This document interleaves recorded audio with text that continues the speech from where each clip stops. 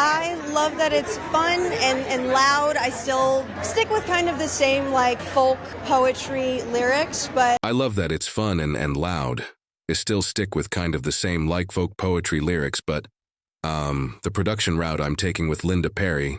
Years ago, people whispered about Neverland Ranch, the secluded world Michael Jackson created for himself, far from their realities of the world. With a private theme park zoo and fairy tale environment, it seemed like a fantasy land from the outside. But behind the magic and laughter, some said there were secrets rooms that remained unvisited, and stories that were hushed up. The world wondered, speculated, and guessed, but none of those who knew Michael ever told until now. Paris Jackson, Michael's daughter, lived at Neverland as a child. Although she has spoken little about the private life of her father recently, she said something that made everyone pause. During a rare and tearful interview, she last spoke of the enigmatic upstairs of Neverland, a place even she never really knew about when she was growing up. Why was it a forbidden zone? What exactly was happening? Their early life and career. Michael Jackson, the king of pop, was born on August 29, 1958 in Gary, Indiana. He was the 8th of 10 children in a little house that was always full of noise, music, and dreams. His mother, Catherine, loved playing the piano and had once dreamed of becoming a country singer. She worked part-time for Sears and was a practicing Jehovah's Witness. His father, Joe Jackson, was rugged. He labored at a steel mill and played guitar for a local band. He was also known to be strict and even abusive, particularly when rehearsing with his children. Michael's childhood wasn't easy. He felt lonely and emotionally worn out. Much of the time, Joe pushed his children hard, encouraging them to be successful, but crossed boundaries himself. Michael would later recall Joe sitting beside him with a belt in hand, prepared to punish any error. Although some of his siblings stood up for Joe's methods, insisting that it kept them in line, Michael bore scars from those days. Despite the tough upbringing, Michael's gift couldn't be suppressed. He followed his older brothers into the Jackson 5 when he was only 6 years old.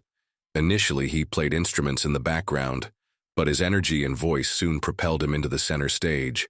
The group toured all over the U.S., doing gigs in little clubs and even venues with striptease shows, odd places to be for young children.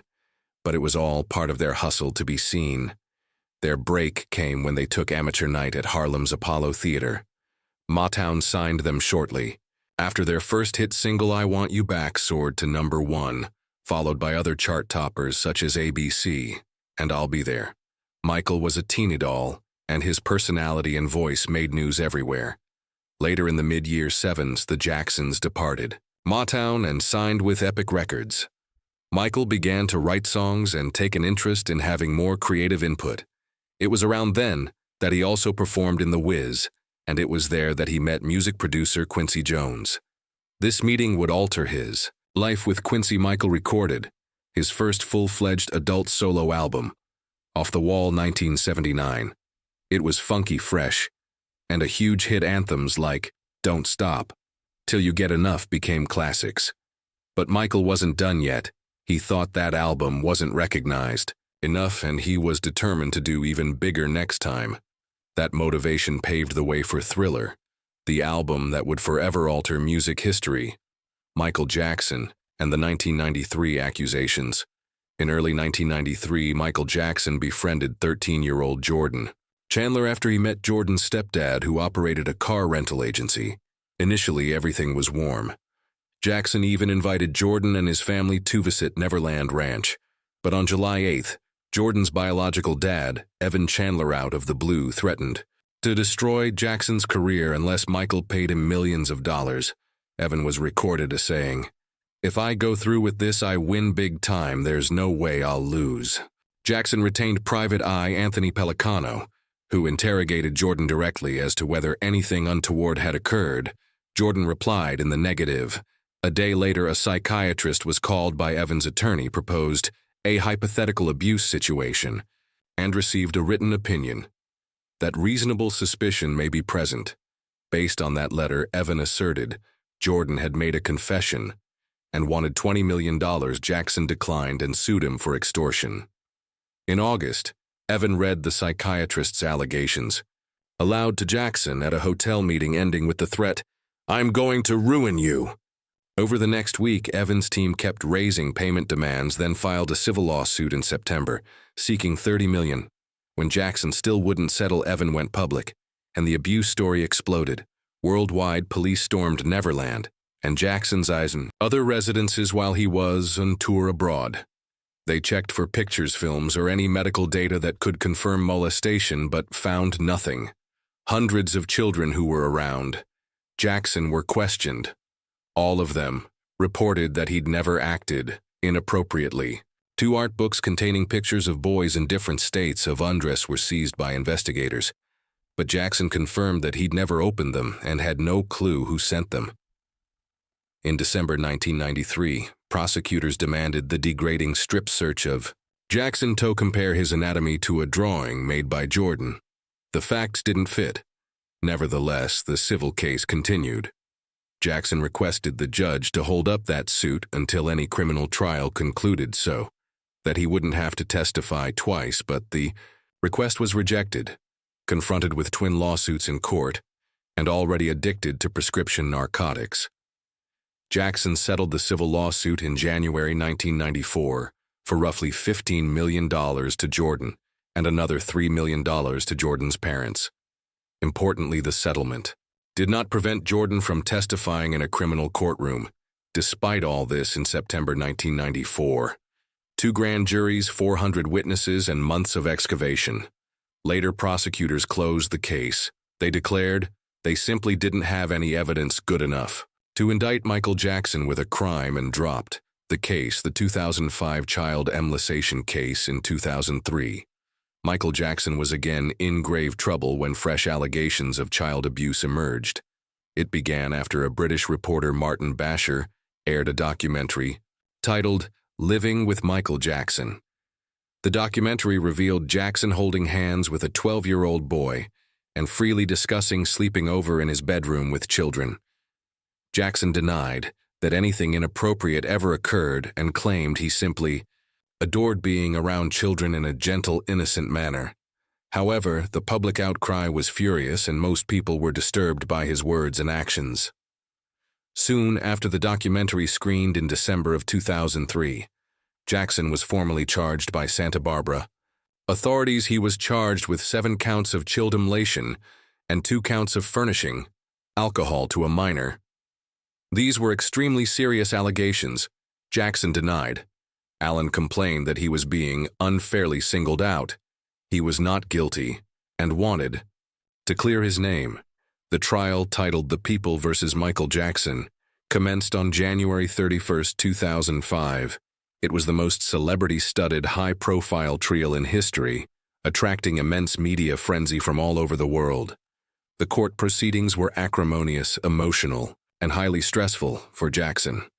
His health even took a downturn during the proceedings, and he came across as vulnerable and exhausted in most public outings. During the trial, Jackson's defense had maintained that the boy accusing him had a background for attempting to get money from celebrities. They accused the boy's family of staging the whole case and attempting to exploit Jackson's fame and philanthropy through his mother. The prosecution argued that Jackson had used his fame to exploit and abuse the child. After months of witness testimony, including both sides' witnesses and even a few celebrities, the jury finally reached a verdict. On June 13, 2005, Michael Jackson was acquitted on all charges. That meant he was found not guilty on every charge. Years after, in 2009, the FBI made public records indicating that they had been investigating Jackson deeply in both the 1993 and 2005 cases.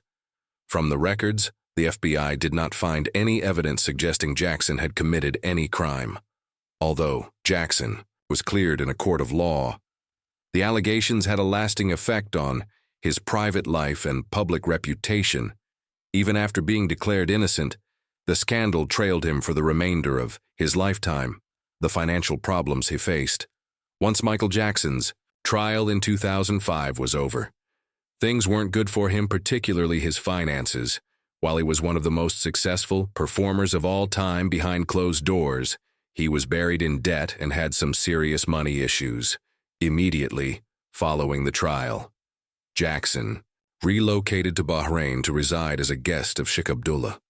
During this time, a company named 2C's Records was announcing a deal with Jackson, but that also quickly dissolved. The CEO of the company, Guy Holmes, subsequently confirmed that the deal was never signed and that Jackson was actually on the brink of bankruptcy, faced with 47 lawsuits simultaneously. In 2006, Jackson used part of his valuable music catalog, worth around $1 billion at the time, as collateral for a loan. He owed $270 million to Bank of America, which had sold the debt to Fortress Investments to keep things afloat. Fortress gave him a new loan of $300 million, about $470 million today, but it came with strings attached. His financial advisors encouraged and nudged him into selling half of his share so that Jackson would not lose everything. Consequently, the primary residence at Neverland Ranch was closed down, and Jackson never went back to live there. Things improved further. Jackson could not even pay his employees on time. He had $36,000 in back wages due and owed $100,000 in penalties.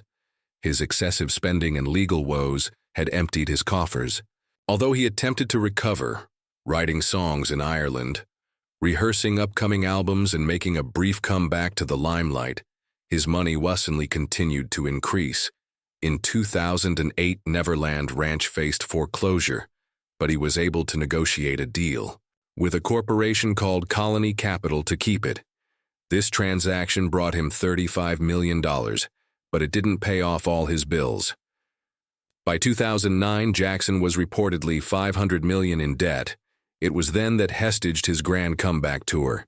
This is it in hopes of reversing his fortunes. The initial 10 shows sold out within hours, and ultimately 50 dates were scheduled. But even when rehearsing, Jackson was still months in arrears on mortgage payments, and his finances were still precarious, even with his legendary fame and enormous music collection. Jackson's tale proves that fame doesn't necessarily shield you from money issues. He spent extravagantly, had hundreds of lawsuits, and placed trust in the wrong individuals, all ending in a complex financial inheritance. Personal fallout and career moves. Michael Jackson had a very difficult time during the 1993 scandal. Public pressure and stress proved to be too much, and it began to take a toll on his health and career. Years before that, in 1984, Michael had been severely injured while filming a Pepsi commercial. His hair was set ablaze and he was badly burned. Since then, he'd been using painkillers to manage the pain. But when the scandal broke, things became worse. The emotional stress made him more reliant on those drugs. He wasn't coping with pain. He was coping with betrayal, headlines, lawsuits, and the ruin of his squeaky clean reputation. He described it as one of the toughest times of his life.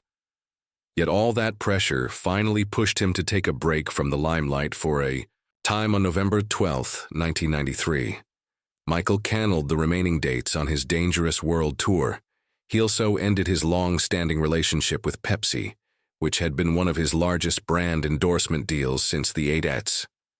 Fans were devastated and many were concerned about his health. Michael has since confessed in interviews that he was broken during those years, both emotionally and physically. It was evident that the scandal didn't just strike his image, it rocked his world. Michael Jackson's shocking death. On June 25, 2009, the world was shocked at the untimely death of pop icon Michael Jackson. Weeks before, he was to begin a gargantuan concert series in London. Every one of the performances already sold out. Jackson experienced a cardiac arrest that killed him. Not only was his death unforeseen, but it left his fans worldwide. In shock, Jackson was in his rented Holmby Hills, Los Angeles mansion that morning. His physician Conrad Murray had been administering him powerful sleeping medications. They included Propal, a highly potent drug reserved for use in operations, and other sleep drugs such as lorazepam and Mazilam. About 12:21 p.m. Los Angeles time, a 911 call was placed. Following the discovery of Jackson's unresponsiveness, paramedics arrived within minutes and began CPR right away. They sped him to the Ronald Reagan UCLA Medical Center, doing all they could to resuscitate him. For over an hour after he got to the hospital, physicians labored to bring him back. But tragically, at 2:26 p.m., Michael Jackson was declared dead. The official reason for death was a propofol overdose which had been administered to him by Dr. Murray. The combination of drugs in his system was just too risky, possibly even deadly.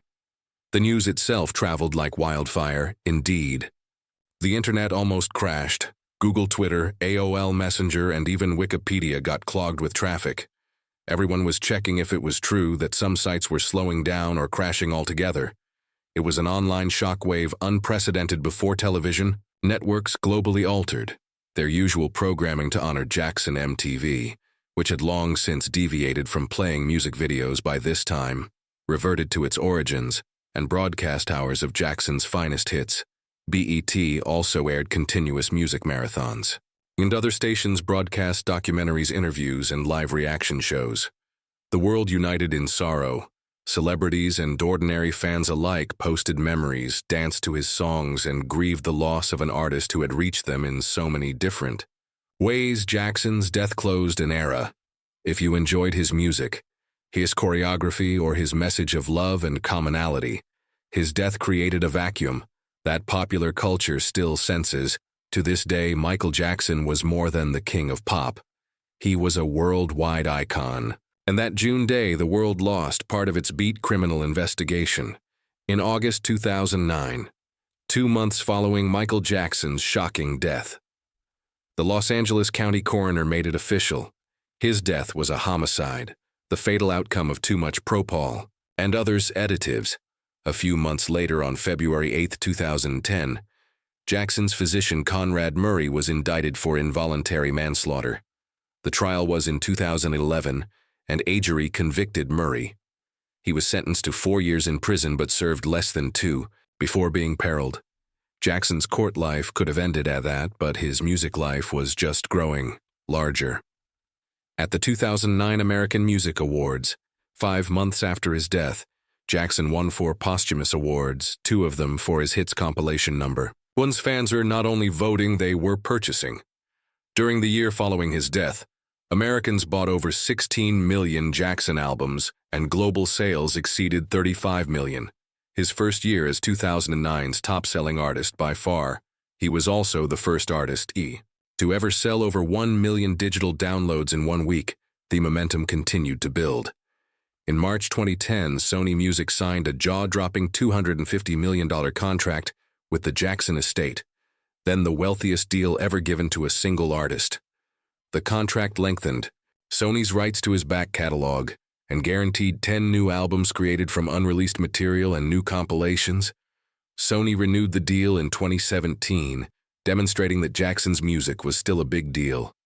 That same year, legendary producer Quincy Jones won a $9.4 million royalty judgment for his work on Off the Wall, Thriller, and Bad, another sign that Jackson's classic recordings were more valuable than ever. The figures continued to rise. Post-album sales had surpassed 50 million worldwide as of the close. 2013, Jackson was the first artist with top 10 hits in 5 different decades in 2014, and in 2015, Thriller was the first album to be certified for 30 million shipments within the U.S. Due to the new regulations that factor in streaming, it went on to reach a staggering 33x platinum. Next up was another record breaker. In February 2024, Sony Music purchased half of Jackson's publishing rights and master recordings for an estimated $600 million. The transaction included songs that he wrote his Jack catalog, as well as their recordings themselves, but not from the MJ Broadway show, nor the upcoming Michael biopic. Industry experts described it as potentially the largest single artist catalog sale in music history. Thus, while courtrooms adjudicated where the responsibility rested for Jackson's fatal demise, fans and the record industry ensured his music continued to shatter records long after the last curtain call. Posthumous child sexual abuse allegations. Years since Michael Jackson's passing, fresh claims emerged that reopened old source and fueled world debate. In 2013, a choreographer, Wade Robson, sued Jackson for having allegedly molested him for 7 years, beginning when Robson was a mere 7 years old. A year later, another man by the name of James Safechuck made a similar claim. stating the abuse occurred over 4 years starting when he was 10. What was particularly surprising about these accusations was that both Safechuck and Robson had come to the defense of Jackson in previous investigations. Indeed, even Robson testified on behalf of Jackson at his 2005 trial. But both cases were dismissed in subsequent years since they had been filed too late under the legal laws of California. During the time, judges also made a decision in 2017 and again in 2020 that Jackson's companies could not be held liable since there was no concrete evidence that either man had a legal or protective affiliation with the businesses. Next was the 2019 documentary, Leaving Neverland. Robson and Safechuck told tearful, candid stories about the abuse. They alleged they had endured. The documentary caused a tremendous backlash. Several radio stations across the likes of New Zealand, Canada, the UK, and the Netherlands temporarily removed Jackson's music from their playlists. Jackson's family and estate strongly defended him against the accusations, labeling the documentary a public lynching and tabloid character assassination. In contrast, Jackson Spears and other child stars such as Macaulay Culkin, Brett Barnes, and Corey Feldman came out in public to support him, testifying that he never behaved inappropriately with them. Other films such as Square One and Chase the Truth were screened, countering the allegations presented in Leaving Neverland.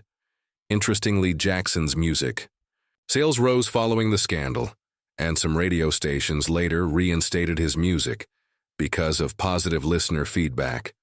The story also turned legal. Jackson's estate filed a lawsuit against HBO for violating a non-disparagement provision of a 1992 agreement, seeking as much as $100 million in damages. A judge permitted the case to proceed to arbitration over HBO's efforts to have it dismissed. And then in 2020, a new California law granted additional time to victims of child abuse to bring suits. Because of that modification, in August 2023, a California court permitted Robson and Safechuck's lawsuits to go to trial, overturning prior dismissals. Today, Michael Jackson's reputation is still among the most divisive issues in popular culture. Though his records continue to inspire millions, the cloud of these accusations hovers over his name. The secrets fans always suspected. Michael Jackson's Neverland Ranch had for many years been the target of fan speculation and fan theories, especially about its upstairs. It was speculated that the rooms on the upstairs had secret passages and hidden rooms. However, debunked the claims, as the bedroom was not as big as had been speculated and did not possess the supposed secret elements.